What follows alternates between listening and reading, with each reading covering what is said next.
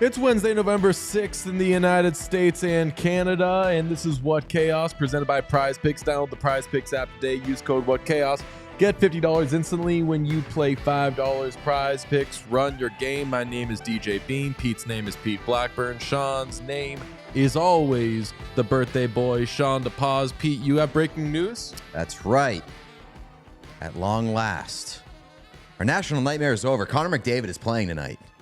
I thought it was going to be comically quick, and it is even comically quicker. And just with like very little fanfare or drama. There wasn't time for fanfare or That's drama. true, He missed yeah. 3 games. Yeah, and he's supposed to miss 2 weeks, misses 3 games, back tonight. Does that change? I guess I won't even ask. Do you have think time for a slate grade? But I think that changes the slate. I think it does too. It's a small, light slate grade. We're not going to do a big politics show today, but Sean, we got to do it for a second. That was an ass kicking that I didn't expect. I thought that this would be the result. I didn't think it would be like this. I don't know if I had really thought too much about how I thought it would look, but I did think it was going to end like this. You did think it was? I did think so. Oh, wow. Yeah, like I was not. I feel like we all were sitting here yesterday saying, like, this is going to be a week-long thing. Yes. I thought the process was going to take much longer. Yeah. I didn't think it was going to happen that quickly, but ultimately the result was what I expected. I lowercase e expected Trump to win. I just didn't. Pete, do you know how many states Kamala outperformed Joe Biden in? No. 0. Damn. Everything that was close last time around, and there was a lot of close stuff in everything that was close that Biden just barely won, Trump won. Like clean sweep. It was. I woke up this morning. I was like, he didn't win the popular vote, did he? Wow, did he win the popular vote? So that's the drawing board for the blue. I said back to the drawing board for the blue team. The blue team's got to sell or rebuild or get a new logo or build a new arena. Need new jerseys real bad. Need a rebrand. Or so, I would a common takeaway, and I'm not going to do deep politics talk here. A common thing with this is like, boy, did the Democrats chunk it? I think they did because the Democrats. I'm not going to sing the praises of either party. The Democrats kind of stink. Oh, yeah. But there's also clearly just something about that guy, Trump, that his people, no one, he has, I don't think he's lost a person from the beginning of this whole party in 2015 leading up to 2016. I don't think he has shaken a single supporter. I know that there are ads that are like, I voted for him the first time around and now I'm not gonna. That person ended up, like, I saw the numbers. That person ended up voting for Trump again this time. So I agree with you, but I also think that it's a little bit of A, a little bit of B. I think that there's people that love Trump and will back him no matter what. But I also think that there's a lot of people that didn't want to stand behind a Democratic Party that didn't really bring anything to the table in this campaign other than we are not Trump. Which they hardly did. Their whole things were like immigration will be better about it than Trump is. And like they kind of capitulated a lot to the right. And so they were saying like, hey, we're not Trump. But you have to make a really strong case to try to get anybody to switch teams if they are committed to a certain side. Like, you have to present a really compelling case. I don't think that either side really presented a extremely compelling case to switch aisles. Yeah, switch I sides of think the that aisle. was the miscalculation, was that they thought they were going to convince a bunch of people that voted for Trump in 2020 or whatever to vote for Kamala. And really, they should have tried to get people who they should have tried to activate their base more than activate Trump's base. I think that was a Correct. drastic miscalculation on their part. If you go up to somebody who is, Which is all they do, by the way, is miscalculate. if you go up to somebody who eats ice cream all day and is like, hey, I have made a nice strawberry fruit forward kind of thing that has some of that sweet taste that you like. Here's some frozen yogurt. Would you like this? And ice cream still exists. They're still going to take ice cream 10 times out of 10. Yeah. So they were never going to win people over. But I just didn't. Maybe I should have thought about it. But if I had, maybe I would have seen that coming. But this was what did you say, Sean? You said it was like an 8-0 yeah, blowout. It was just they just got their ass kicked left and right. It was a very when you get to the Super Bowl, you want it to be a good game. You want both teams to show up. One of them did not at all. I mean, I didn't need it to be super cool. Like maybe this is the wake up call that the Democrats need or something. But I just hope that the lasting, I don't want to get too deep into it, but I just hope the lasting thing here is that we look back and cannot believe that this is the best that either side had to offer here. Yeah. And we got to have better candidates and we got to have the ability to pick one. I just don't understand. In terms of the Democratic Party, like they put out somebody that nobody picked. Yeah. Other than as vice president. The real miscalculation was not having a primary in 2024. They should not have just given Joe Biden the opportunity to run for president. It was bad. It did not go the way they thought it would. There's the quote graphic. Sean, it was bad. Sean and I walked in today, and I definitely am not as despondent as I was in 2016. Like 2016, I just wanted to stay in bed all day, and I kind of do want to stay in bed all day, but just because I've seen this happen before and we've been through this before, I kind of understand it, and I'm not happy about it, but I guess it happened. Sean walked in today, and we just both kind of looked at each other, and we were like, kind of chuckled, like, dead dove do not eat. I don't know what I was expecting. Here we are. I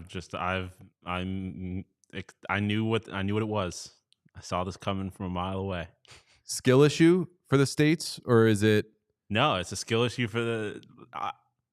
It's a skill issue for the Democrats. I don't blame the people. I understand why the people did what they did, but it is like I said, it was some gross miscalculations on the part of the blue team. It's a tough scene, that's for sure. I'll reiterate.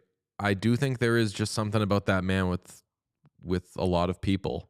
Oh yeah, they're like if it were somebody else, I don't think if this were generic Republican person, JD Vance doesn't have this kind of swag.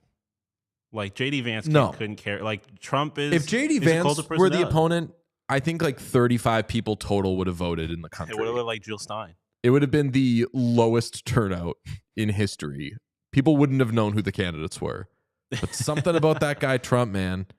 He's got those people. I mean, he's an entertainer at the end of the day. Like regardless of who he is as a person, that's his bag, is being an entertainer. And that it worked. It worked for him. I don't know what else to say other than you gotta. I don't want to throw the R word around, but you got like a little like you're like, I don't understand it, but I respect it. Sean's a realist. I'm very much a realist. Like it is. All the information was in front of us. It is what it is. The numbers can't lie. No, like the numbers are that you can not like them, but they don't lie. No, they're saying something here. Like you gotta, like I said, you gotta go back to the drawing board. There's gonna be a lot of interpretations as to what the numbers are saying, but everybody knows that they're saying something. It's impossible to ignore based off of how lopsided that was. Well, at least notable Trump supporters, Tony D'Angelo and Tim Peel, celebrated their rare W for each of them. Those guys aren't catching a lot of W's these days. Tony DeAngelo does not get to play in the NHL. Our guy Frank is what's his word? Perplexed or something? It's unconscionable that he's not. No one. We're all trying to figure out why Tony DeAngelo isn't in the NHL. He said like unbelievable, and we were like, it's believable. You can pretty disagree believable with it, but Tony DeAngelo tweeted, "This feels good. I was one of the only athletes to stand behind Trump from day one. It's one of the reasons." By the way, that's so not true. So many, like every athlete likes Trump. One of the reasons I'm not in the NHL anymore, but our country is more important. The silent majority once again showed up. People who unfortunately had to be scared to support used the vote! Exclamation point. Tim Peel jumped in. I don't think you standing behind Trump is the reason. I stand by my comments a year ago. You're a distraction. You've played for 6 teams in 9 years. Look in the mirror. Tony DeAngelo responded, Tim, go back to your podcast. I heard you guys got 12 views last episode. Quick timeout. So far, Tony DeAngelo is winning this. Oh, yeah. I mean, nobody's really winning this, but it is extremely funny that like 2 huge Trump guys immediately start fighting after Trump wins. But again, that's the funniest part here. In this great back and forth of 2 people who are not winning things. Not rolling in dubs. They could just, this could be Tim Peel could have responded like, attaboy, brother, or like, we rocked the vote.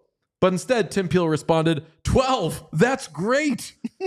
Tony DeAngelo, disappointed, said, that's your comeback? I win.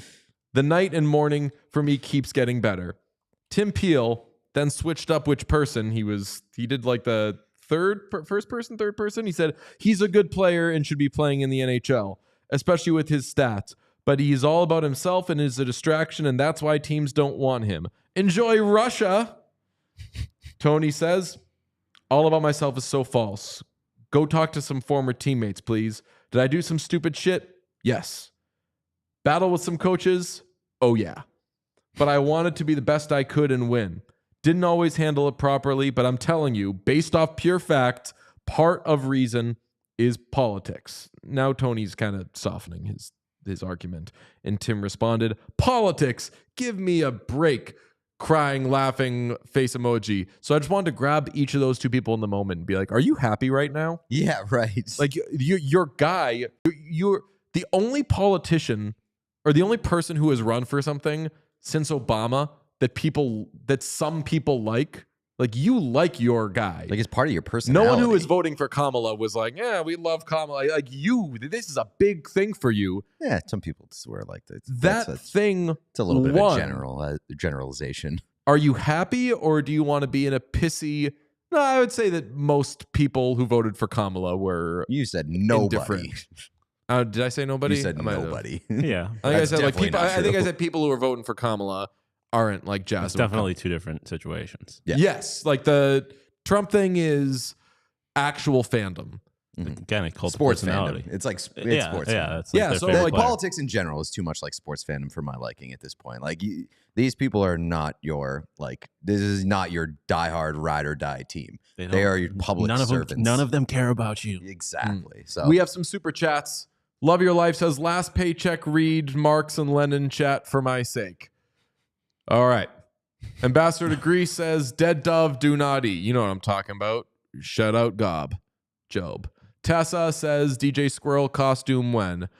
That's a big super chat. It's a big super chat. That's putting the pressure on you getting in the squirrel costume. Yeah, I've never been involved in something that I just so clearly. Pete had a conversation with himself on yesterday's show, and then at no point did DJ even entertain the idea of putting on a squirrel costume. I think you maybe filled in some information about squirrels. I was talking about Peanut the whole time. I was kind of in and out of that conversation. Yeah, like Pete absolutely did his own thing, which I think is great behavior. Like I'm not saying you ever signed up for it, but it's the out pressure there. is now There's on. excitement about it. It's happening. He got your ass. I like when someone takes the ball and is just like, let me do some tricks right now. Like if I'm not having that conversation, someone's got to have it with Pete. So he just chose to have it with himself. Then tweeted about it after. It was like, don't forget, we made a bet, and I'm like, I didn't say we made a bet. I just said if it hits 10,000 on YouTube, if we hit 10,000 subscribers on YouTube, DJ will wear the squirrel costume. I left out the part where if we don't, that I'll wear the squirrel costume. Is that part? I wasn't having this conversation. Was that part of it? That was part of it. Yeah, if we don't hit 10,000, I'll wear a squirrel costume, and if we do, you have to wear the squirrel costume. How about this? Just because of how you misspoke, can the person who's not wearing the squirrel costume hit the person in the squirrel costume? Yes. That I could be into. Wow. If Pete's wearing a squirrel costume, and I'm in the middle of the take, and I'm like, you know what? Hold up. Bah! Just rock him. And then I'm like, Sean, get up. The chat can wait. And you come over. Bah! That I could be into. I did look. Do you know how much squirrel costumes cost? Probably a lot. $400. That's why we're getting fat super chats. Yeah, but people don't know. There's a underbelly to the super chat. There is. Super chats are good. Keep them coming. There's just an underbelly. Okay? They're heavily taxed. And under my belly is chicken fingers from how many games I've been going to. And I've got no complaints. Rich hit me up yesterday and was like, buddy, we haven't been to a Celtics game yet this season. When you want to go? I said, all the time. And if your tickets can't cover us, I know just the place to get them. That would be Game Time, my favorite ticketing broker. It's so easy. The only ticketing app that gives you complete peace of mind with your purchase. They're obsessed with finding ways to help you save money on tickets. When we went to the Pistons game on that Friday, we didn't really talk about it on the show, but when we went to the Pistons game on Friday and saw Jalen Brunson go ooga booga booga booga, he went fucking stupid. Yeah, what's that? 36 points in like 3 quarters. 36 points. He didn't play in the fourth quarter. He had 20 some first half points. He's unbelievable. 31 awesome. first half. Yeah. I freaking love Jalen Brunson. It was great. so fun to watch in person. Yeah, I agree. It was like pretty stunning. It was stunning how bad the Pistons were, but it was stunning how good Jalen Brunson was. Because he's not like he came out of Second nowhere. round pick? He was like not that guy, and now he's just like clearly one of the best players in basketball. Was he? And I think he was a second round pick. Quiet about it. Right? Yeah, he's like a coach's son. Yeah. Like he is like he's perfect. The Knicks right now are experiencing what our dear friend Jim Murray would call the bridgy Celtics, which is a team that's not going to win an NBA title, but they're cool as shit. Has Isaiah Thomas, who's like having this unbelievable career. 33rd overall. 33rd. Oh, front of the second a fringe first round pick. Yeah, the wrong side of the bubble. And the thing about the Mavs traded him. Yeah, or didn't sign him. The Mavs got rid of him. He was there with Luka, and they were like, not good enough. Similar to Isaiah Thomas. I did not know that. Mavs just get rid of those guys. They don't know what they're doing. Do the Mavs know ball? I don't know, but if you want to find out, you can get close to them with Game Time. I jump on there. I avoid the lightning bolts. I have a lot of friends who have told me they use the lightning bolts and have great results when they click on the lightning bolts. I'm just a little scared. Don't want to get electrocuted. Game Time is guaranteed that the lightning bolts are a good thing. They're great, flash, exciting deals. You know what I say? My throne is an electric chair. I let other people have those. Game Time is good to me. I want to be good to them. So I just get the regular deals from them, which are still second to none. Because if I find, say, a better price on those seats, Game Time is going to credit me 110% of the difference. They're unbelievable. We love them so much. We just use them. We're going to use them again. And I'll say, I love watching games with this group. I love watching live sports with you, Sean. Especially Pete, if it's a Buffalo team. I love going to things with Pete. It's a great time. So thanks to Game Time for helping us get some great seats in Detroit. I used Game Time this weekend, actually, for Syracuse, BC. If anyone's going to be at the Syracuse, BC football game. Find Sean. Very nice. Download the Game Time app, create an account, and use code CHAOS for $20 off your first purchase. Terms apply. Again, create an account and redeem code CHAOS for $20 off. Download Game Time today. Last minute tickets, lowest price, guaranteed. Today's episode also brought to you by our friends at Bauer Hockey. Nothing beats the sound of fresh steel cutting through the ice. Now you can hear that every time after getting a fresh buzz with the Pro Sharp Bauer Advanced Edge Skate Sharpener. Perfect for all hockey players, families, or teams. The sharpener is fully automated and extremely easy to use, so you can get perfect edges every time, anytime, anywhere, as long as you're plugged into power. And with built-in goalie skate mode, even your tendy can stay sharp.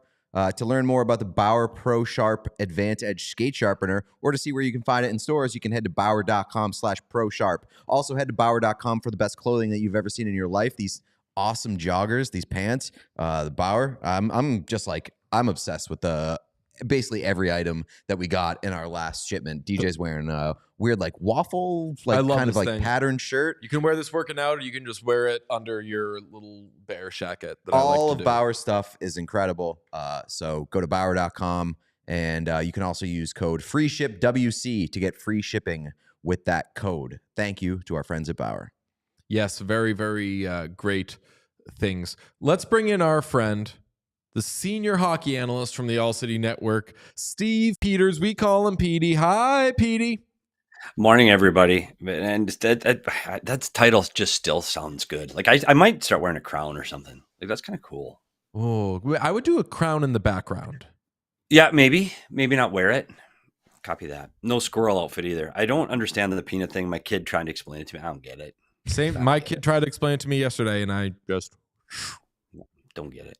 Sean is DJ's kid, for those at home. Yes, Sean is definitely my kid. I believe it. Sean is my older brother. Sean is my older brother who is always back from college, and I'm always asking him for life advice. And he's always asking you for money. Yeah, not really. Sean's never asked me for money. We just give him clothes that he didn't ask for. And if he were smart, he'd be like, I'm just going to sell these things, and then I'll have money. More money.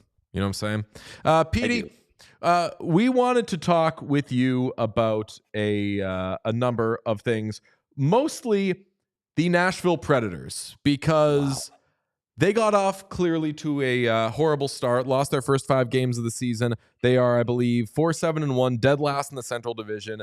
They got shut out by the Kings on Monday, and obviously they did a lot in the offseason. After Monday's shutout, General Manager Barry Trotz went on Stillman and Company with Jared Stillman on 102.5 The Game and threatened to rebuild. Sean, if you could play that audio. You know, we got on the road for a little bit. I'm trying to do some things right now. We will be limited a little bit because of some of the contracts that we do have. If we don't get it going, then I'm going to start our rebuild plan a little bit. What we did in the summer was, as I say, fantasy hockey until we become a good team. If we do not become a good team, then we're going to see a lot more of our kids starting their process. Now, Petey, that is a threat of a rebuild. Sean, if you could just throw up the most recent things the Preds have done. They signed an aging goaltender to a big contract. They signed an old legend to a big contract. They signed an old legend to a big contract. They signed Brady Shea. I don't know how we're going to describe that, but a 30-year-old defenseman to a big contract, and they traded their top prospect. First of all, I have some issues with the way that those things were classified. Saros is 29, still under. He is aging. You're correct. Stamkos legend, yes. Marchessault, I would not say is a legend. Yeah, and I don't like the stray that Brady Shea got there either. I didn't mean to, but I did legend, and then Brady Shea is. I mean, he's a legend to me. Yeah, I love the guy. Do I consider him a friend? Yes. Do I consider him a good friend? Yes. But after I've said Steven Stamkos, I don't want to just act like I'm calling everybody a legend. Yeah. When I run into Brady Shea at parties, I say like, "What up, you legend? Shea, you legend." Yeah. Okay. And he says like, "Oh, what's up, bitch?" And I'm like, Brady, people say you're a nice guy. Don't call me bitch. Yeah. So I mean, obviously, this is a Brady's weird. never called me a bitch. He hasn't, to your knowledge. Yeah. He's called you that to yes. me. No, this is very weird in a lot of directions because I mean, like what the Predators have done recently suggests that this is a weird thing to do, but also, are people panicking over the Predators and their starts? Like we all acknowledge that it's not good, but has anybody thrown out the word rebuild before Barry Trotz, or is this just him being like, hey, if you fuckers don't figure this out, I'm pulling this car over? Yeah, a little bit early, don't you think? Like, good Yeah. God, you've got these guys. And the good news is not only do you have all those guys signed, you have them signed this year plus 3 more. So I don't know how you do a rebuild because I'm sure there's not everybody chomping at the bit to get a hold of Marchessault and Stamkos right now in the trade market. Maybe I'm wrong because, Stamkos is still looking for his first 5-on-5 goal and Marchessault has one. Buddy, they have huge issues in their offense, but blowing up the team, they got points in 5 of their last 7. I know it's not turning the ship completely around. They're still in last place in the Western Conference. This team's not finishing last. Have you seen San Jose? Have you seen Anaheim? This team's not finishing in last. They're going to get better. The Sharks buddy. have won 4 out of 5 games. Just saying. Well, okay. There's love, I guess. Celebrating. We'll see. We'll see. I'll take that all day. I'll take the Preds over the Sharks after game 82, but we'll see. I don't think that's time. Clearly, the blow up thing is a threat to the room. It's to make everybody go, oh my God, let's panic. The guys in the room feel bad enough. This locker room's a mess. You've got a lot of leaders. You got a lot of people that have won in that locker room, and losing stinks. And guys are grumpy and they're pissed. And when you get like that in a room, it's hard to shake that. And it gets to be, hey, Stamkos, where's that goal? When are you going to score for us and help us for that $8 million you're getting? Hey, Marchessault, buddy, let's go. And I think that the fingers start pointing, and it's hard to get out of it. It's hard to dig out of it. And unfortunately, the guy, it's not going to be Trotz getting any blame. He's the new architect. It's going to be Brunette. And I think at some point, it's only a second season in Nashville, but at some point, if they're still floundering after another 10 games, put him on the list of the guys that is now back in the hot seat, because this team needs to be doing better than this. They're 29th in offense, 29th. In this league, like with the players they have on this team, that is unacceptable. This should be a top 10 team in production and goals against. They're 26th. Like they're bottom third in those two major categories. Saros is better than that. He's only given up 2 in his last 2 starts. So hopefully they started to turn it around, but they're in dire straits there. A rebuild is just absurd. I mean, but DJ, they do have 5 picks in the first 2 rounds this year. So maybe you start it. Maybe you kickstart it. So they could supplement. They just don't. They're not going to have a lot of cap space to do it. And they do have those picks. You mentioned that they're 29th in offense and should be top 10. They were top 10 last year. They're scoring nearly a goal, 0.8 of a goal less per game than they did last season. And you mentioned the new guys fitting in. Who leads the team in points for the Predators? Philip Forsberg. Who's second? Ryan O'Reilly. Who's after that? Juuse Saros. So it's no, not Juuse Saros. I'm sorry, Roman Josi. That'd be a real bad place. Nyquist, Josi. You're right. It's all the guys. Right. It's the old guys. The usual suspects, the guys who have been there, are fine, and it's just the new guys haven't adjusted. That's surprising to me. I don't think that should end up falling on Andrew Brunette, because I think that he showed last year that he's a good coach, and also they went off last season after the whole U2 debacle. I'm wondering, is this an attempt to sound an alarm and send a shot across the bow when it worked last year, that maybe now you say, hey, Steven Stamkos, I'm going to play some kids. We're going to play some kids instead of you if you don't get your act together. Or do you think that this is just trying to send some sort of message? But without a doubt, it's Trotz. He was a coach. He knows how to push buttons inside the room. This is just a complete message. It's not to the media, it's to the players. It's, hey guys, I assembled a team that we thought was going to be pretty good. I had this team competing for the Central Division title. I didn't have them in last. The one thing when you talk about their goal production, the DJ, they are horrific. 29th, and you talked about them top 10 last year. They're still 3rd in the league in shots on goal. And you keep waiting for that shooting percentage to improve. Like that shooting percentage is the worst in the league. Like you think at some point these are going to start to fall. And I think what the hope with Trotz is he's starting to push those buttons. You put Stamkos in the middle of the 3rd line right now. You kind of demoted him and said, hey, buddy, let's get it going. I think there's a lot of message sending. Do I think Brunette's in trouble? No. It's kind of like what we said with Edmonton a year ago. Horrible start, and they figured it out. Nashville went on that run after the U2 concert. Again, it's you hope this team reaches the status where they should be. This is a good hockey team. You talk about, the legend, Shea maybe a stretch, but Juuse Saros between the pipes, this is a good hockey team. But they're going to have to figure it out pretty soon. You're 12 games in. You got to figure it out, because you know what? American Thanksgiving is right around the corner, and they are going to have to put on a big push before they get to Thanksgiving. Can I ask you about the Minnesota Wild? Because famously, I've been very, very hard on the Wild because largely they've been uninteresting. They're extremely interesting this year. They're also very good in the standings. So what have you seen from them? And like, how for real is how strong they look to start the season? You know, I'm with you, Pete, on this. It's another team that bored the hell out of me, and they were tough to watch all the time. But it's different. They're playing with pace. They're playing with speed. Their top players are the top players. Kaprizov is having an unbelievable start to a season. But Matt Boldy is one of those guys that you just keep saying, okay, this kid can play. It's consistent. They're putting up numbers. They get to the net extremely hard. And I said they're just always this season one injury away from, hey, this team is out of it. But they keep playing. And they're getting better goaltending from Gustafsson than I thought they were going to get. They're defending better than I thought they were going to defend. Again, this team's exciting. They're fast. They play great off transition, and they get to the net extremely hard. And their best players are highly skilled, and they get pucks to the net. Just like we talked about Nashville waiting for them to climb, I kept waiting for the Wild to fall off.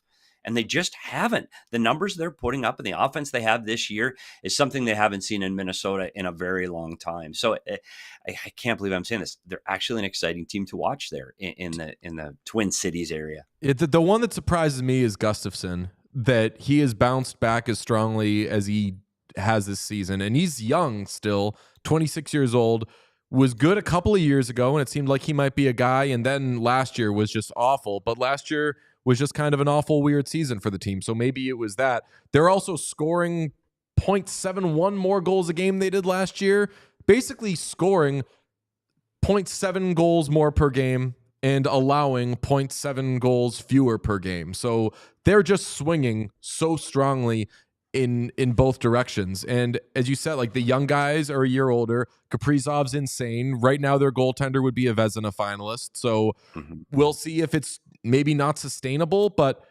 in what is, I think, a shit division right now, they look awesome. Yeah. And I think that like you're seeing Kaprizov in heart territory. And if this kind of keeps up and they finish in the top 3 in that division and he's leading that charge, it'd be hard to make a case for anybody else to win the Hart, because I really do think they go as far as Kirill Kaprizov kind of drags them. Am I wrong in seeing that? 100%. But this is the guy that's driven that team for the last several years. You just haven't had the surrounding cast. And I think that's where Boldy has really helped out, adding that secondary offense, somebody that can get Kaprizov the puck and somebody that can get in front of the net and help Kaprizov dig those pucks out of the corners and in front of the net. I think Boldy's one of the biggest reasons Kaprizov is having the season he's having. And you go back to the goalies. I thought this, honestly, with Marc-Andre Fleury getting his swan song and his last trip around the NHL, I was concerned that the Minnesota Wild were going to feel pressure to play him much more often. He's played 3 games this season. I thought they were going to go the other way and play 50-50. I thought he was going to get more opportunities to play, and that was a concern for me because I don't know if he still has it in the tank. And then Gustafsson comes out and is elite this season. He was not that same goaltender a year ago. When I talked to people in Minnesota, this is what they expected out of Gustafsson. This is what they wanted him to be. So maybe between Gustafsson and Kaprizov and Boldy, they can carry this team into the playoffs. So I was going to ask, should they feel like they missed the playoffs by 11 points last year? And right now they're firmly in it. They are tied for the 3rd best record in the entire league. Should they feel at this point more than that they've just had a strong start and that, okay, like we should make the playoffs? Well, the concern is the teams that are below them. I mean, Dallas is below them, and I still love the Dallas Stars. We talked about Nashville. I still think Nashville is going to make a climb, and then Colorado. So you've got 3 teams in that Central Division that I had predicted to have much better seasons than they're having, that are still in the rearview mirror for Minnesota. And the way Colorado is scoring right now, the scoring pace that team has, they added Lehkonen and Nichushkin's back. Colorado, if they can fix their problem, Colorado's going to be one team to reckon with in the Central. So then I still like Dallas. Can I throw something out there? I hadn't thought about it before this, but like, are the Minnesota Wild the New York Rangers West? They got a star Russian winger who kind of drives their offense. They're not extremely strong down the middle, but it seems to be good enough. They've got a star young defenseman on the back end that everybody's excited about. and they're getting elite goaltending. I'm not saying that Gustafsson is Shesterkin, but based off of like the pillars of what this team is and what it's built on, they're kind of following the same blueprint as the Rangers. They're getting there. I don't know if they have the offensive depth that you see in New York, or the expectations are quite as high that you see in New York right now. But you're right; they are very similar. One of these things this team has done well, and I think the Rangers are starting to do well, is defend well. And you look at the Rangers' top 6, and you go to Minnesota's top 6. I think they get overlooked. Like Jonas Brodin's is an outstanding defenseman, and I think he gets overlooked in this league. And you go to the Rangers, Fox is your Faber, Fox is your Spurgeon, very similar. And I Gustafsson's having a year that can compete with Shesterkin number-wise. I don't think that the paychecks will be the same at the end of the year, but on the number sheet, I think there'll be some. Gustafsson gets the 7x11. It would be amazing if Shesterkin does the Jeremy Swayman thing and is like, the reason I want the best number I can isn't for me, it's for the other guys. Igor Shesterkin holds a full English press conference, and he's like, this ain't about me, Sally. This is about Philip Gustafsson. I got you, helping brother. out the league. The little guy. Yeah, I'm looking out for the little guy. You mentioned Colorado. I wanted to follow up on a player that we briefly glossed over last one of our more recent appearances, and that was Annunen in net. Do you think that they might have a guy there? No. Silences. That sounds like a no. I don't. And is he good enough right now for that team? Well, yeah, I think he's good enough for that team. His career high in games played in a season is 14. Prior to this season, he had 18 total games in the league. He's played 8 already. I think it's such a small sample set, but even that sample set, his numbers aren't that good. 894 save percentage, 264 goals against is good, but you're playing for Colorado. Like this team is elite with puck possession. They're elite at their defensive and their ability to get pucks out of their own zone. You just need to stop the pucks that you're supposed to. And he is doing that right now, which makes him look outstanding in Colorado. You know, he wasn't even on the radar for this team. Now Kakkonen comes back. He stinks. Georgiev, good Lord. The goaltending is an issue. It is a huge issue, but Annanen's given up 3, 3, and 4 in his last 3 starts. Is that elite enough? I don't think Annanen's the guy. I think they need to find the guy if they want to lift the cup again in Colorado.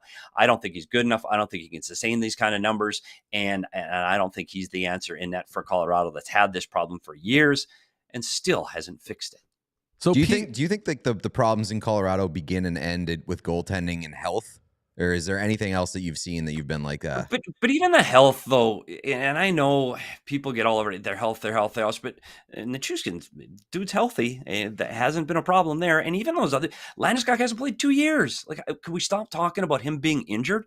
He's not part of this lineup. So, Arturi Lehkonen, big piece, missing piece. Devon Toews, when he was out, again, it's a big piece. But everybody in this league is going through a top player or 2 top players being out of the lineup. When they are a full, complete lineup, this team is incredibly dangerous, but they've got to get help in the back end. They've got to be able to stop the puck. And that's something, when you look at this team right now, where are they in goals against per game? 32nd out of 32 teams. That stinks. They're top 10 in goal scoring, but when you're 32nd in goals against, you can't compete. And what it does when you give up a bad goal, and this team gives up bad goals, watch their bench and just watch the dejection. And they just need a save. If they get that save, McKinnon's another guy. He's on a world-class tear this season. This team can outscore their problems, but even their goaltending right now is so subpar, they can't outscore that. So I think it's something they've got to correct. Maybe Kakkonen can come back now after playing 1 game, giving up 4. Maybe he can get his stride back, or maybe Georgiev can work with their goalie coach. But right now they got 3 goalies on the roster, and none of them has taken the step forward. Even Annan, you look at it, and those numbers aren't world class. They're not even at the midpoint of the league. So no, it is a huge goaltending problem here in Colorado. Can I ask you about a guy that might be a solution? I don't know what their cap situation is, but I've been wondering about this guy for a little bit now. What would the market for John Gibson look like if there is one? Because he hasn't been good in a handful of years, but we know that at his peak, he can be one of the better goaltenders in the league. I don't know if he still has it anymore, but the Ducks have their goaltender of the future with Lucas Dostal, and Gibson seems like he needs to go somewhere. What do you see the market being for him? They would have the cap space, by the way. They would? Yeah. Okay. If they have the cap space for Gibson, Gibson's the guy they need. And a couple reasons. I love Gibson, love him, and I know he struggled over the last few seasons in Anaheim, but that's a situational problem. Do you know how much it must suck to be John Gibson in Anaheim and make 30 to 35 saves every night and lose by 4? Like, it's got to be hard. Like, he's emotionally done. He's wrecked. When he was at his peak, this kid can play, and I know he's not a kid anymore, and he's coming off that surgery. Mm-hmm. He's 30 years old, but you put him in the net in Colorado, you don't think he's going to look up at his roster and go, oh my God, this is going to be fun. I don't need to make 35 saves. I need to make 3 or 4 really good ones and then 18 average ones. I can do that. I think John Gibson is the exact perfect fit for this team. To take them, honestly, I would put them as cup contenders if, when he comes back, he shows any semblance that he can play. You do get concerned with a core injury, or I know it's an appendectomy, but middle core for a goaltender like that can be a huge problem. It could take him a while to get back up and running, but I think the market for him is going to be very high. I think he's the guy that most teams are going to look at. He can help us right now, not for long, but right now. And Colorado's window is slowly closing. Colorado's projected to have $4.7 million in cap space at the trade deadline. Gibson is just over 6.4 million at the debt. So they'd be able to do that with retention. With 2 years beyond this one, worth pointing out. So you'd be making a pretty with term. Yeah, but with where the Ducks are right now, they've got a bunch of guys on entry-level contracts. They can, if they're getting something for them. I know Colorado, Colorado doesn't have a first-round pick, but if they're getting a second-round pick, whatever, then there could be something there. Maybe. Yeah, and they're thrilled with Dostal, right? Like, they're not ready to win. They don't need a 30-year-old John Gibson in Anaheim. They don't need him right now. They're not ready for a push. Dostal has showed glimpses of brilliance this season. Oh, he's been great. Very, very good. So this is a team when their young players are ready to make a push for the playoffs, he's the guy. It's not John Gibson. What, at 37? John Gibson's going to be no. So I think it makes sense for both sides. Again, you're talking about retention. I don't think Anaheim has a problem with that. I think they need to get Gibson off their books and let Dostal know, hey, dude, you're the guy. Like, there's no question you're our future. Last thing, because I know you got a hard out here in a couple minutes, but Anthony Stolarz in Toronto shuts out the Bruins last night. That's not hard to do. Everybody shuts out the Bruins this season. They've been shut out 3 times, but that's his first shutout of the season, and I want to say he's at a 9.28 clip this season. Have loved him in Toronto. Do you think that he's a guy there? Can be the guy, I'll say. It's hard. Toronto hasn't had the guy in the net for a very, very, very long time. I don't know if you go back to Cujo or Potvin or Belfour. Eddie Belfour. Like, it's been a long time. It is a hard place to play consistently between the pipes. They're incredibly tough on their goaltenders. Stolarz has been good. And right now, it's a two-headed monster at best for now. Can he take that? I think he can. Stolarz is a big guy, covers a lot of net, moves extremely well. He's given up 2 goals over his last 2 games, and one of those went into extra time against Minnesota. So yeah, I'm very impressed the way he's playing under that kind of pressure in Toronto. Again, the guy is a big tag. But Toronto's not a team that needs the guy. Toronto's very similar to Colorado, and they can outscore a lot of their problems. They just need better than average. And I think Stolarz can provide that. Now, can he do it year after year? Gosh, I don't know. I don't know if that's the guy I'm going into war trying to win the Stanley Cup with, Anthony Stolarz. But for the short term right now, he can get that team right back on track and get the confidence. That this team's lacking confidence right now. They need confidence somewhere on the ice. And right now, he's been the guy that can provide it. So maybe if they can start picking up their scoring and get their offensive guys, that's a tough coaching change for them. It's a different system, different voice. And I still think Toronto's still trying to find their way. But if they get some consistency between the pipes, I really do think that's going to help this team. I mean, as long as we talk about it all the time, as long as you're it has to be the right situation. But if you can be a Corey Crawford, maybe that's an insult to Corey Crawford, but like if you can be a Matt Murray, Jordan Binnington, shouldn't throw Corey Crawford in that group. But like the good enough. Yeah. Yep.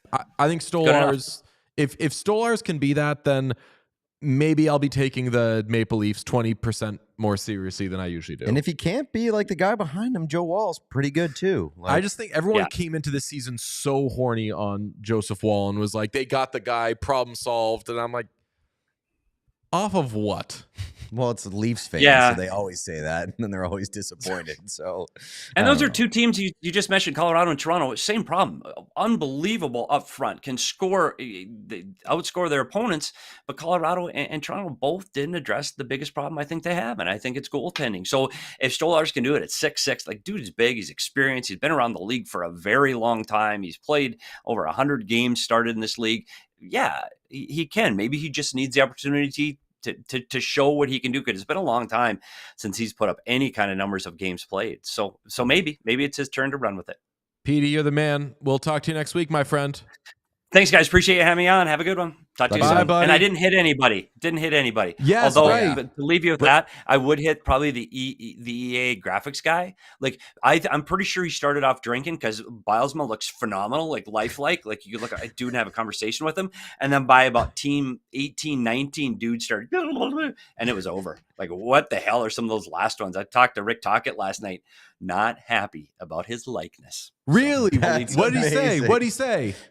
He said, dude doesn't look like me at all. Look, he's got a big thing of hair on him. Like he said it looks awful. He was very disappointed, but I think he'll I feel like Rick Tocchet would be the easiest. easiest coach to draw by hand. In Dude, the he's bold.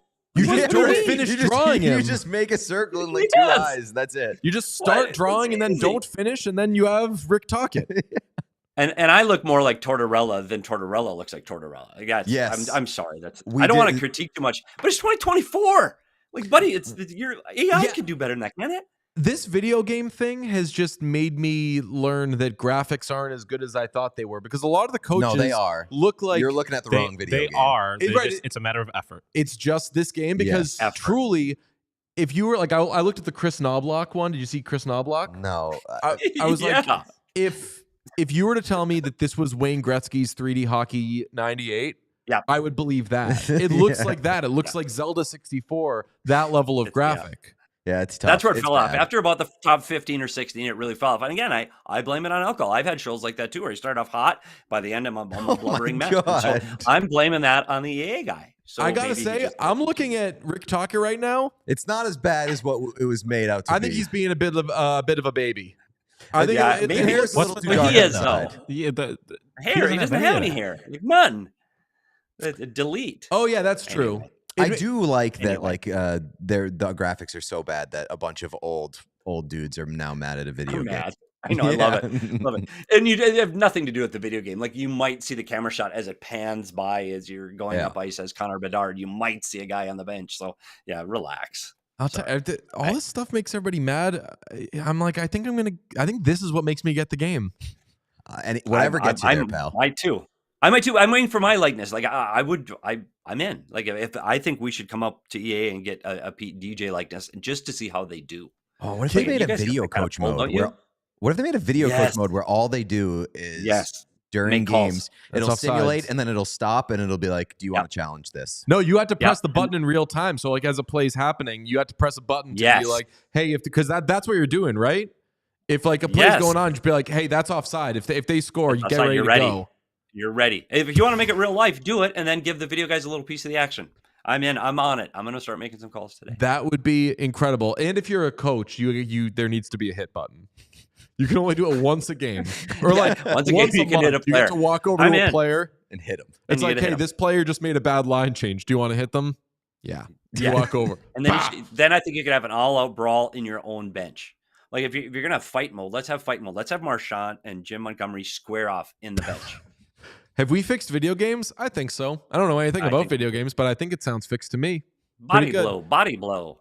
Yeah. Thanks, Petey. You're the best. Yep. Thanks, guys. Appreciate you. Talk to you soon. Bye, buddy. Let's talk about your Boston Bruins, Pete, because as I said, for the third straight game, and I believe fourth in 5 games, there was a shutout in a Mhm. Bruins game.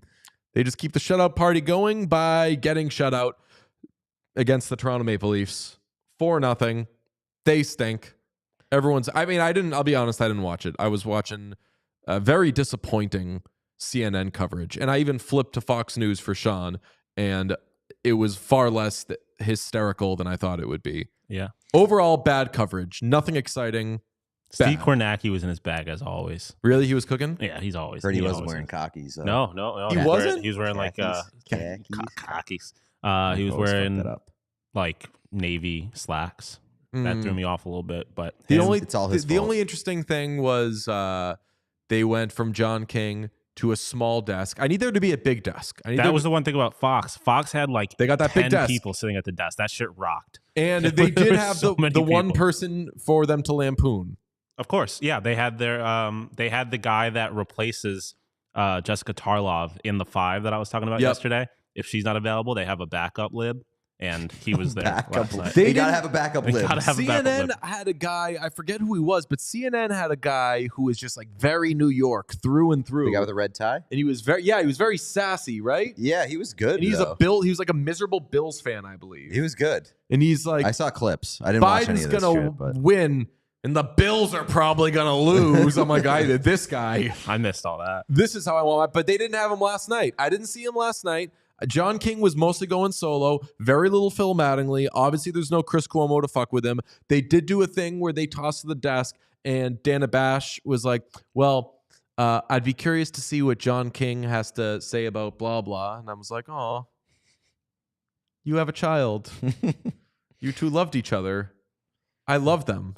I want Dana Bash. The only like couple I ship is I want John King and Dana Bash to get back together. Tell me about your Boston Bruins. That's what I was watching. they instead. stink, baby. They stink. They stink? After a weekend where they had back-to-back shutouts against the Philadelphia Flyers and the Seattle Kraken. Turns out those teams probably just aren't good. And the Bruins put it together enough to get by them against the Leafs. Again, old problems. Structurally, they stink. Their attack is completely a mess. There's no rhythm. They continue to take very stupid penalties. But worse than that, they take stupid penalties and they gave up 3 power play goals. So, like, you got to pick a lane. You're either going to be idiots or you're going to be okay on the PK. Like, you got to pick one. No, yeah, you can be idiots and okay on the PK. And okay on the PK. Can't be both. Or you can't be idiots and give up power play goals. So Right. they got to figure it out. Zadorov, another really tough game. Wasn't bad on the PK. Yeah, because he was always in the box. So the Montgomery heat check, he's back on the hot seat, I would say. This team fucking needs to figure it out. We were so stupid for taking him off the hot seat. That was like election day weird Zoomies thing. I don't know what we had going on, but we were wrong for that. We take it back. He's back on the hot seat, obviously. I think that we didn't like. We said he's like okay. You bought another week. I think that he bought another week with the weekend that he had, but he's back on the hot seat. Now, with the way that this season is going for the Bruins, I had to introduce the deserve to be back meter just because we continuously flip flop on whether they're back, whether they're not back. So, Sean, can we get the deserve to be back meter? So after last night's game against the Maple Leafs, had to put the Bruins very near the end of the not back spectrum. Oh, Not all the way down to the left, which is where I would have put them before. I would say after the Carolina Hurricanes loss, like they would have been really throttling the not back meter. They're not as bad as they looked at the beginning of the season. But, man, they really need to find some offense. Their offense sucks ass. They need to rein it in discipline-wise, and then I think they'll be okay. I just think that we're nearing the point where we just say, all right, maybe this just isn't a good team. They're not bad, but I don't think they're a good team either. interesting. I'm more distracted by the fact that you did a whole lot of stuff with deserve to be back, and you did the B from the Bruins logo when you could have done, Sean, as I sent in the group text, you could have just done back in the BACK of a David Backes jersey. That would have been smart, yes. This is why you are the creative lead. I don't know. New bio just dropped.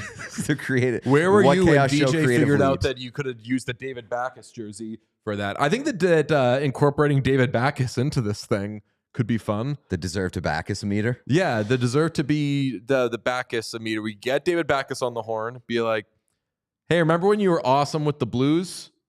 Sick. You watch the Bruins these days? No? No. He's just with 1,000 dogs all the time. Oh, I forgot about that. Very cute. Guy loves dogs. Yeah. I would say that, again, we were premature in taking Jim Montgomery off the hot seat. He will remain on the hot seat probably for, I don't know, do we set it at U.S. Thanksgiving? Of like the over-under, does he make it to U.S. Thanksgiving? That's, I don't know. That's a long time. We got a late Thanksgiving, man. That's true. Like I would say by the 14th they play the Dallas Stars, but that's on a road trip. So I would say, okay, let's declare it. November 15th is the day, because that ends a road trip in which you're playing the St. Louis Blues and the Dallas Stars, and you come back after that game in Dallas. I think the 15th could be the day. So he needs to be on good behavior until the 15th, or at least around the 15th. He could have some good and bad days. But here's the thing. He's now in a position where he can't really do the have a few good days, have a few bad days, because at some point to have a few bad days, as they accumulate, gets you fired. And you'll think, wait, why are you firing me for having a few bad days? I had worse days a month ago. Doesn't matter. They all accumulate, and there can be the last straw. Yeah, and like at some point, if you're having a few good days, few bad days, you're still 500. Right. You know, and I think when you look at this Bruins team, they are better than a hovering around 500 team.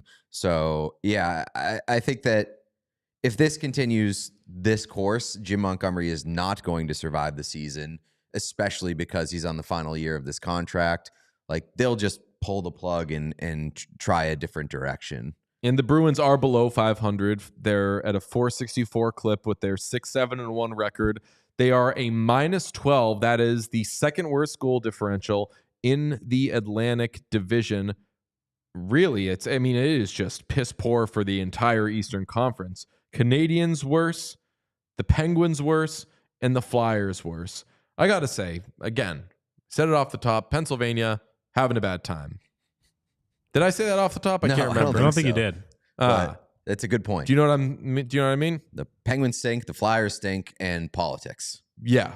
The Penguins and Flyers drove our lovely people of Pennsylvania into the arms of a madman. That's my hockey who we're take. blaming? That's my hockey. Yes. Politics. What happened? Did the They should have Penguins traded and Flyers Crosby change the course of history? I mean, American history. Maybe.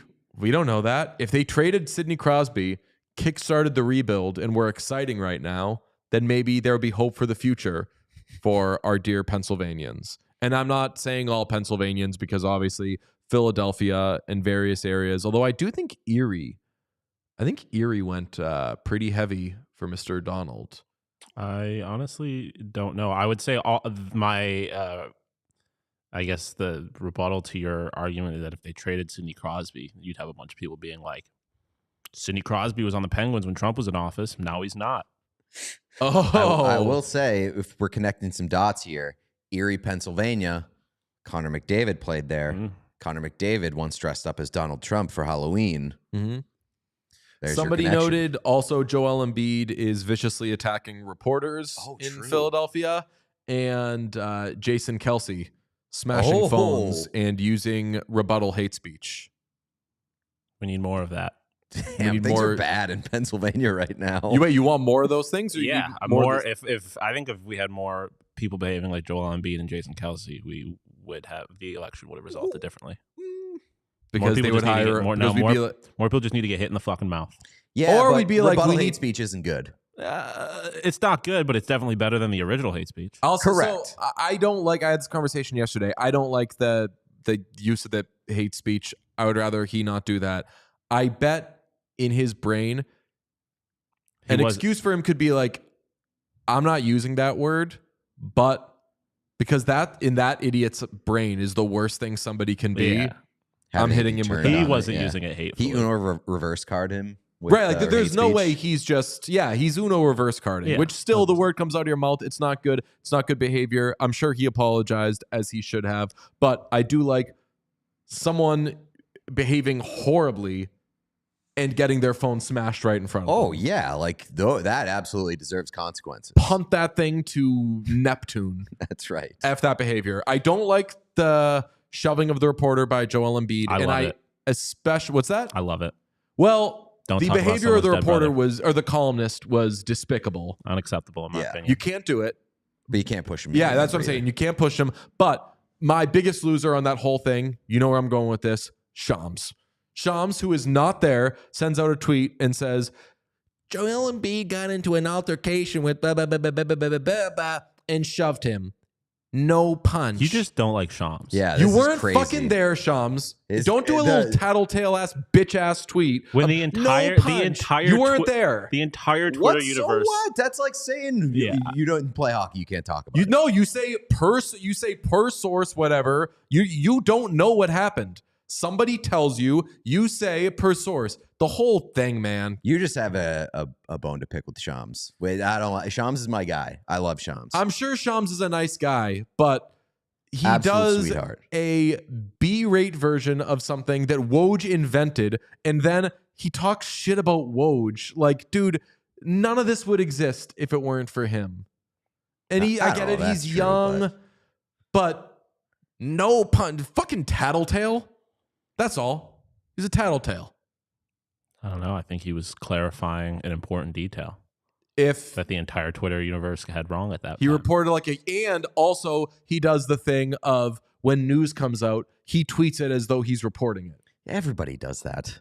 When people are like, how did Shams break the Trump had COVID? He didn't.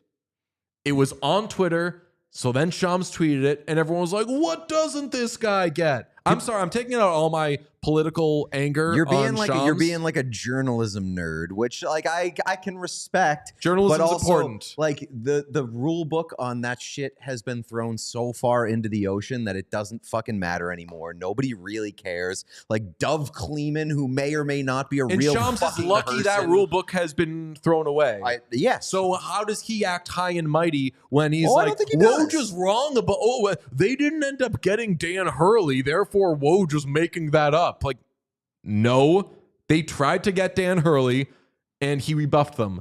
That's how this works. I know. Look. I don't see Shams being high and mighty as much as you do. I think that he's will got a break personal bread. rivalry going with Woj that maybe was a little. They steered a little bit too much into, targeting each other. I don't know if Woj did. I didn't pay close enough attention, but I like Shams.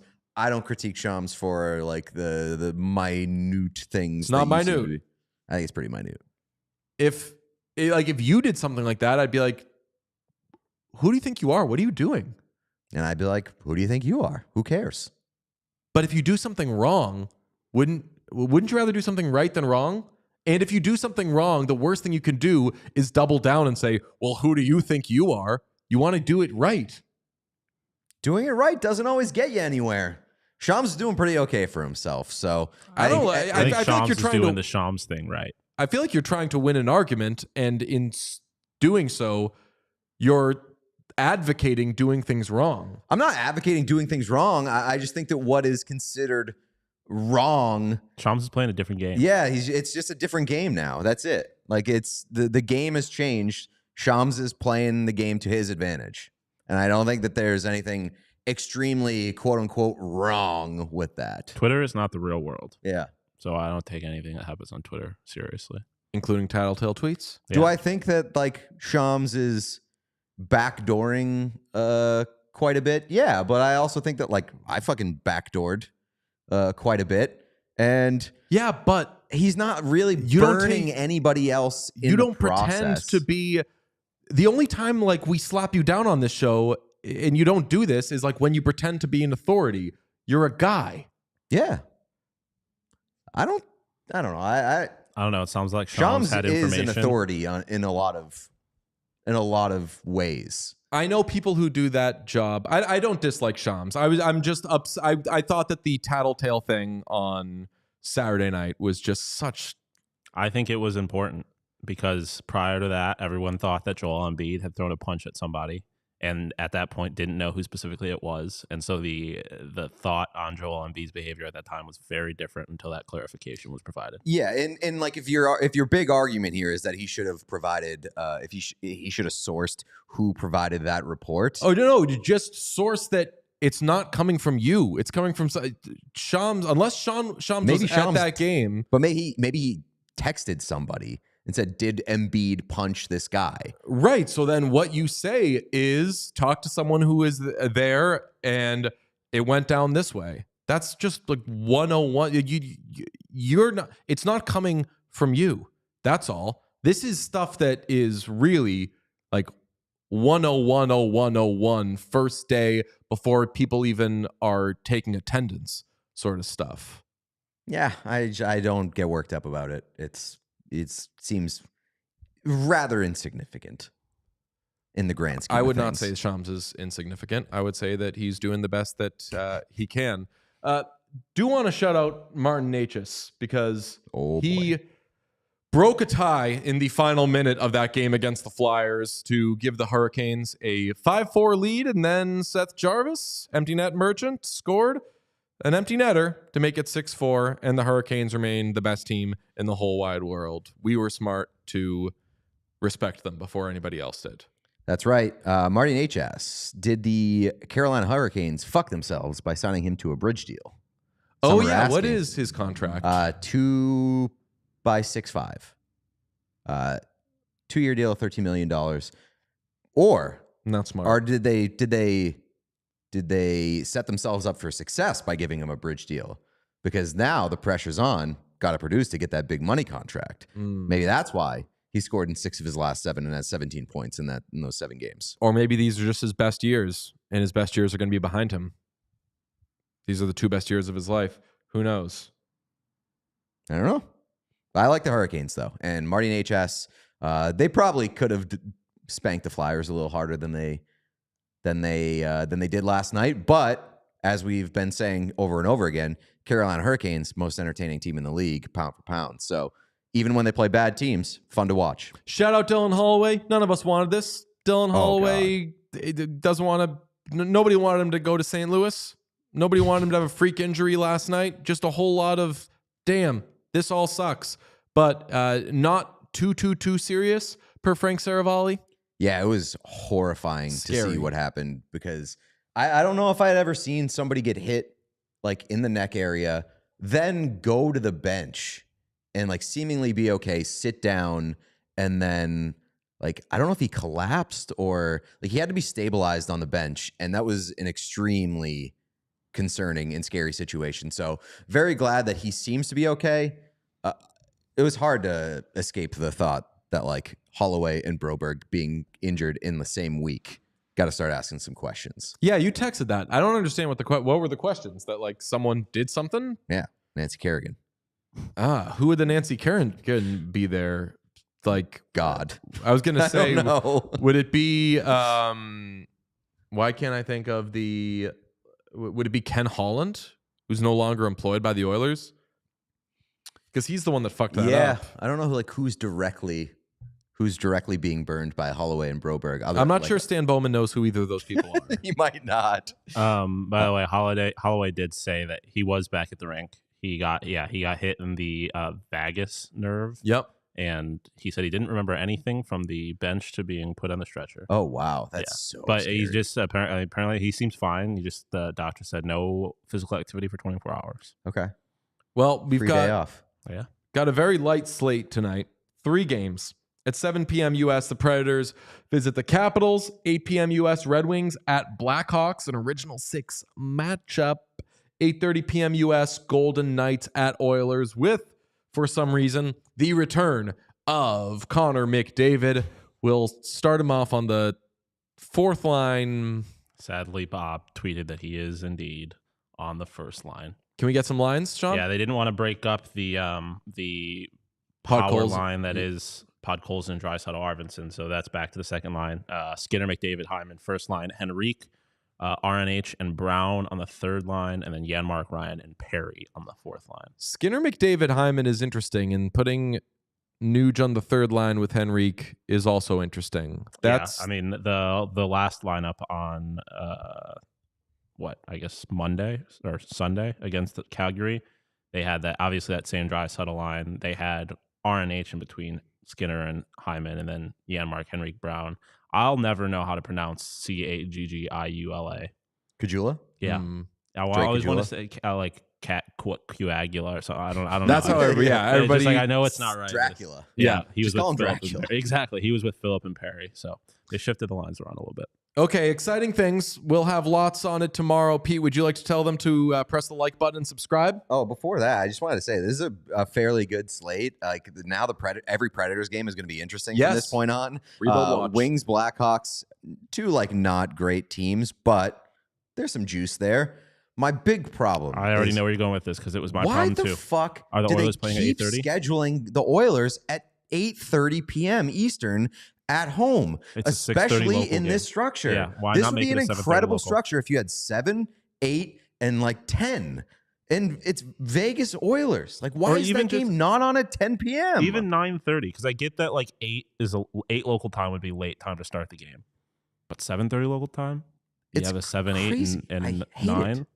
I noticed that as soon as I was putting this together, I was like, that makes no sense. Fucking hate it. And McDavid back, obviously, like that's going to be a really interesting game.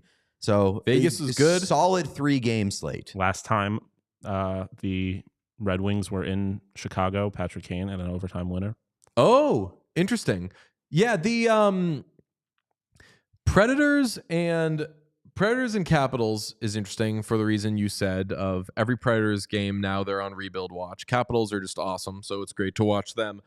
Golden Knights and Oilers is good because the Knights did not go away at all, and they're actually kind of awesome to begin this season. And as is customary, the Oilers are now at a point where Pacific points kind of matter. They're going to make the playoffs. They're going to be fine, but like Pacific, bit of a dogfight. Vegas didn't go away. Flames, better than expected. Canucks didn't go away. Kings are an awesome team. Like, this is a dogfight. Got to get those points. Can I just... It's an A-. Can I serve you a reused joke? Big week for Predators landing in D.C. Oh, interesting. Do you think Trump is probably already there? Big 24 hours for Predators returning to the Washington, D.C. area. It's true. Fun times. We have a big show tomorrow. We'll give it to you then. Ta-ta. Bye. We all silly like the mayor.